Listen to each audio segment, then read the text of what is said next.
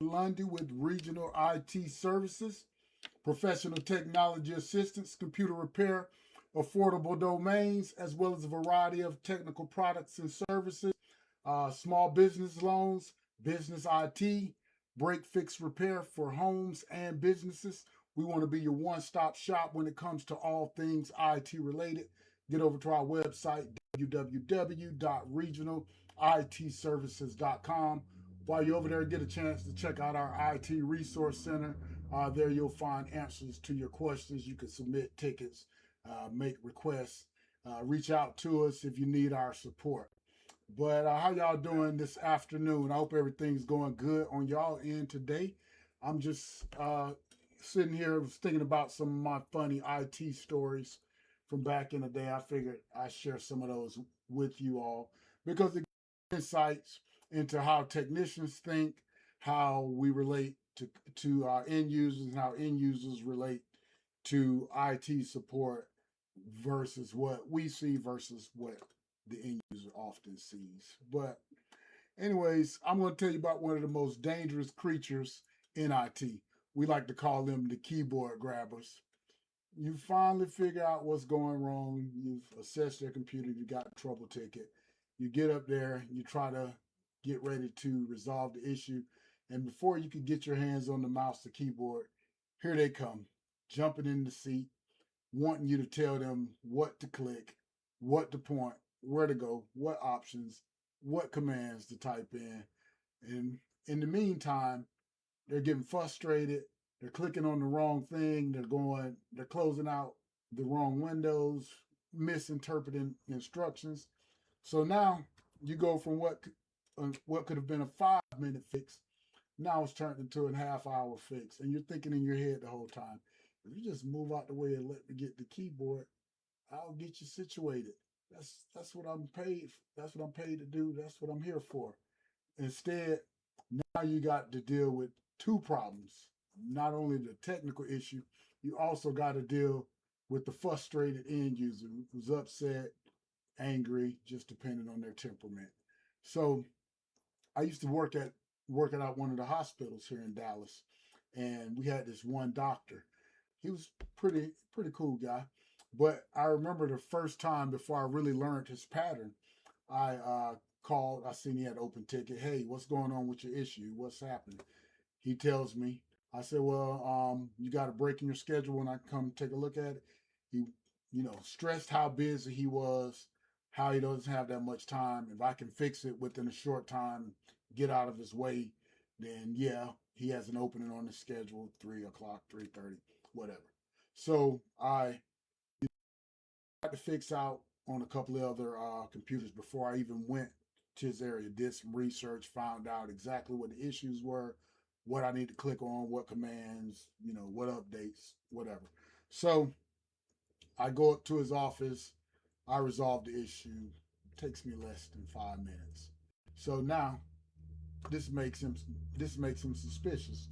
Now he wants to get on there, and now he's manufacturing other issues, other problems. Now he's like wondering why it took 5 minutes to fix this issue that he's been having an issue with, going on for however many days. But what the customer sees and what the end user, what the tech sees are two different things. The end user sees 5 minutes. He doesn't see the research hours. He doesn't see the fix being practiced prior to him arriving on site. Also, a lot of times what you're seeing is not only a 5 minute fix, you're seeing 20, 25 years of cumulative knowledge, being able to recognize, being able to identify the symptoms when you see them. Just like a mechanic can hear a car, listen to the way it sounds, and he automatically knows what's wrong with it. Not because it's making a particular sound, but for years and years of pattern recognition, knowing what a motor should sound like, knowing what a particular motor should sound like on an engine. Same thing in IT. We've seen enough patterns over thousands. I bet you I've easily have closed 500,000, maybe 1,000,000 trouble tickets in my lifetime. I promise you, easily. But that was one of the thing about that was one of the things about some of the keyboard grabbers. I have another end user that I do some support for, And when I get there, normally I've already kind of assessed and got a couple of things what I that I want to try to resolve the issue. And one of the things about having experience, you also know what not to try. So what not to waste time on. But this particular end user always wants to get the keyboard, gets control. So normally what I have to do is kind of just sit back, find something to keep me occupied while they while they spend time toggling around until they finally get frustrated with it, walk off. Then I'll slide in there and make my fix. And so I'm thinking in my head, you're paying me to fix it. I'm here to fix it. So why don't you just let me fix it? But that's the way that people think, man. So not only that's one of the biggest things in IT. The technology is the same. Um, Windows is Windows, Google, so forth and so on. You get your different versions, but the technology translates. Each end user that you deal with is a different personality, a different level of computer uh, uh, knowledge, a different level of confidence. Where one thing is important to another person may take it another way. For example, especially in this sexual harassment culture, sometimes you could go in and deal with certain women, and you want to be very careful about everything you say because you don't want anything to be misinterpreted. So you may keep conversation to a minimum, whereas other women may take that as being rude. He barely spoke or said anything to me. So even then, you have to gauge the situation. Even with some end users, some guys love to go in there. Even just speaking on the male side, some guys love to go in there and joke and bust your chops, so forth. Sometimes you have certain people you go to fix their stuff. You actually look forward to it because you know you're gonna get to see a friend or laugh and joke in the process. And others just want you to fix the stuff and get out of the way. Reminds me of this guy I worked for on a contract years ago. I was there under another department's budget, came in to do an upgrade of a call center. They wanted me to take out the old equipment, lay out the new equipment, set up, transfer everything to the new domain, install all the new software, et cetera, et cetera. So during that time, the building was pretty empty, except for a few guys that was working there. And while I was over there, um, there was just one gentleman came out. As you can see, I kind of have a voice that travels, especially when I get excited. I get loud. People always told me that, Walt, shut up. You got a big mouth. I know this. I know that. I've heard it a million times. If you tell me, don't feel like you hurt my feelings, nothing I've never heard before. So one of those times I was talking, my voice travels, I was getting loud. This guy came out and he's like, shh, and he's all rude and pissed off and kind of being dickish. And I was like, man, who the hell is this guy I think he is? So kind of after he walked off, I asked somebody, who is this guy and why do you think he can talk crazy to people? And come to find out, he was some big wig VP accountant. I mean, the guy was a serious moneymaker, like, in the 20, $30 million a year type situation. But I ended up while I was there working on the other project, he happened to pull me into his office one day. He needed some help with one of his IT issues. And I could tell because of his personality type, he's not the type of guy that likes to really be aggravated with a lot of extra conversation. He just wants to get back to work. He knows what he's an expert in and he wants you to fix it, get out of his way. So I resolved his issue real quick. After that, he had me, once I've resolved that issue, he reached out to me other times. So as I was wrapping up the current contract that I was on with that company, I was actually trying to position myself to be his main guy. Because what I figured out, only thing I needed to do was just put remote access on his PC, stay out of his face, don't bother him. He don't want to be bothered. He just wants to, hey, this is not working. What's going on? Remote into his PC, get it fixed, and it was paying fat bank. Easiest client you would have been ever able to support. So, anyways, the department that I was there, they found out that I was doing support for him. Of course, I was coming out of their budget, so they were kind of upset about it. But I knew that contract was wrapping up, and so I was actually trying to position myself to actually get his business long term as well. And so they ended up bringing another guy to be his personal IT support. I interviewed the guy, and I tried to tell the guy in the beginning of the interview, I was like, look, this will be the easiest money you ever made. Just stay out of the guy's face. Don't bother him. Don't try to be his buddy. Just set up remote access to his PC. If he needs assistance, remote into it. You can probably support him from home. If you need to come in and do any physical hardware, just let him know. As long as you less than an hour away, he'll won't even bother you. So I tell the guy, stay. I said, if you're going to set up an office, set up in your office on the complete opposite side of the building. Don't even let this guy see you. Easy money. I look back, he sets up his office right outside of the gentleman's office, the VP. He sets his offices up there. He's trying to be his buddy and everything. So the VP ended up going back over to the main office and doing some work over there for a week or so. And so since he wasn't seeing the VP and figured out that he was working in the main office, he went back over to the main office to see if he needed his assistance over there and was basically, bugging the guy. And the guy ended up, the VP ended up cursing him out on the floor and embarrassing him in front of everybody. And since, I was the one that had, since I was the one that interviewed him, he came back and voiced his complaints and kind of, aired his grievances with me. And I'm sitting here thinking, he ended up actually, ending the contract that day. But I'm sitting here thinking, dude, you just messed up the easiest money you could have got. I gave you step by step what you needed to do, and you did the opposite. Of course, I wasn't able to sign that contract. I wasn't able to slide in and be his IT support because of all of the controversy where I was supporting him under the other department's budget.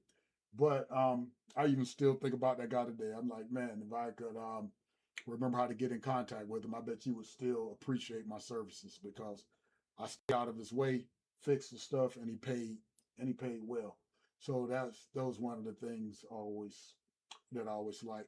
But my point is, if you're paying your IT guy to come and resolve your issues, to do your IT support, actually let the guy do his job. Stop grabbing the keyboard. I understand that from the end user's perspective, they're scared, they're trying to learn, they're scared that anything may break, they're frustrated, they're worried about, what's actually going on, they're trying to understand. So one of the things as an experienced technician, you have to ask yourself real quick, is this person trying to learn or are they afraid of, or are they afraid and frustrated? So those are things you have to make.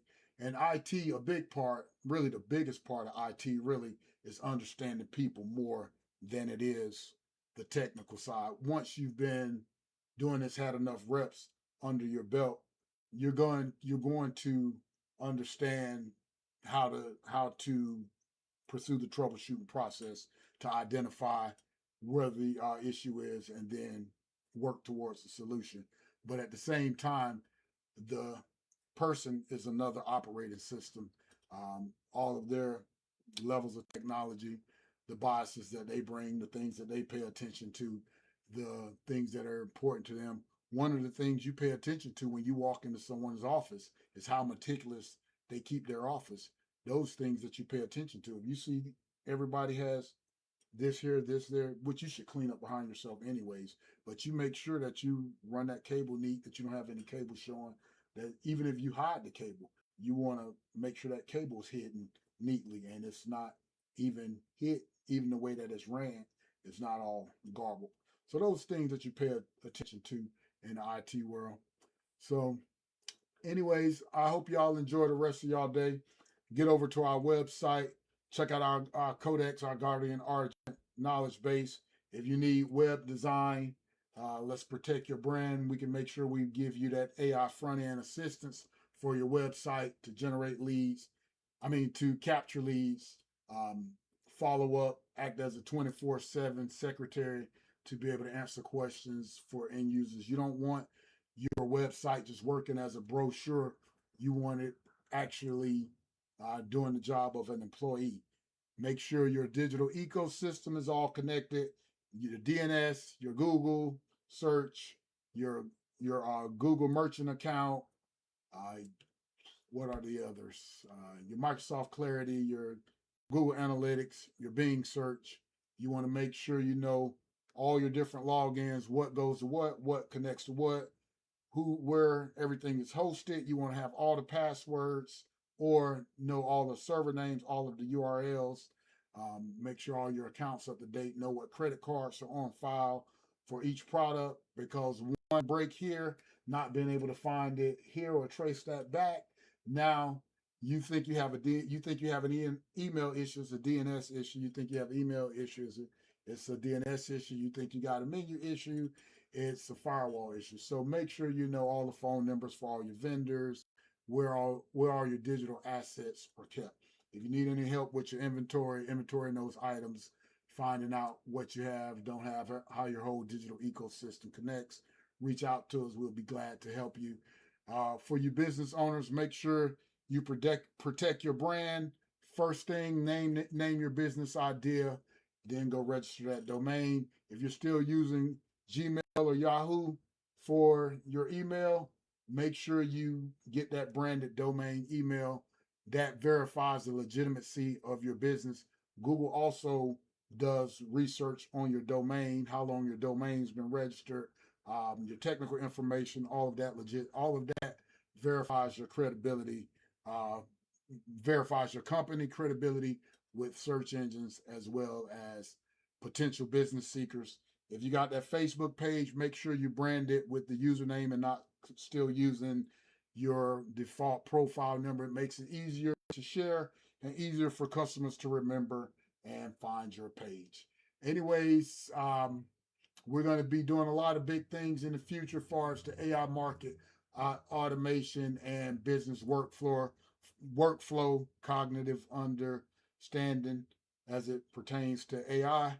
The biggest thing is not to use the AI as a dependent tool. It is to upgrade yourself and use the AI to enhance your thinking.